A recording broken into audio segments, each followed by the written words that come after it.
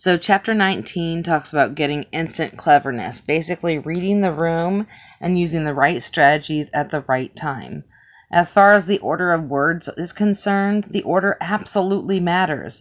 If you say the word but after the words I'm sorry, but your I'm sorry doesn't mean anything. So the order of the words absolutely matters. Do you need to apologize first?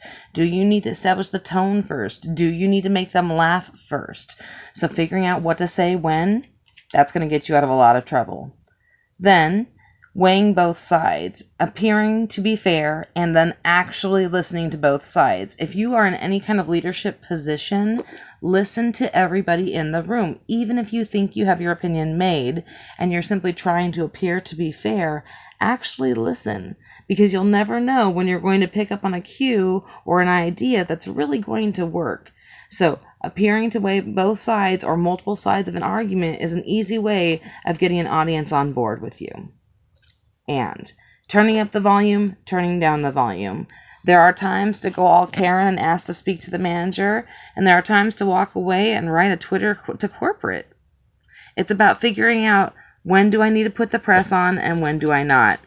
When I moved back to El Centro from Salton City several years ago, I moved into a house that had rats.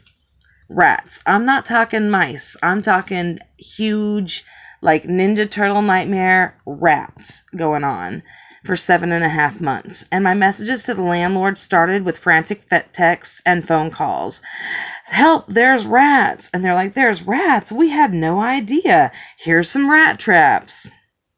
Then it went to written notes and it was like, help, there are rats. I've bought rat traps. What can we do? This is a problem. I then escalate the issue by doing a typed letter in English and Spanish. Then it goes to a typed letter in English and Spanish and a printout from the Department of Housing with all the housing codes violations highlighted for them. Then it goes to the letter that says, look, I'm moving out tomorrow. Here's the schedule that you may pay me my extra last month's rent because I'm not giving you notice. And if you don't make the scheduled payments to this P.O. box, I will be suing you. And so you have to know when to turn up the volume and when to turn down the volume. I didn't start with, I'm going to the courthouse, but I definitely ended there. Then, after I moved out, he continued to make the payments for that last month's rent until the second to the last payment. The second to the last payment was October of that year, and it was the end of the month, and he owed me at that point $200, and then the last payment was going to be $160. So he owes me $200. It's the end of the month. I need the money.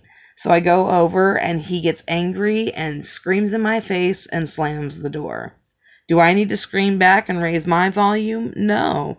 I say, this is your last name, correct? Cool. I'm going to the courthouse and filing that small claims now. Guess who got her money? Did I go back for the last month? No.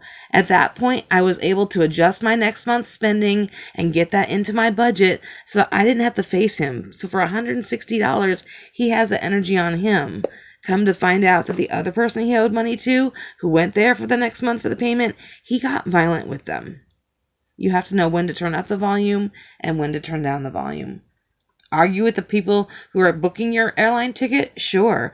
Argue with the people who are checking you in and checking your baggage in? Okay. Argue with TSA? Maybe. Argue with a flight attendant? Never. You have to know when to turn up the volume and when to turn down the volume.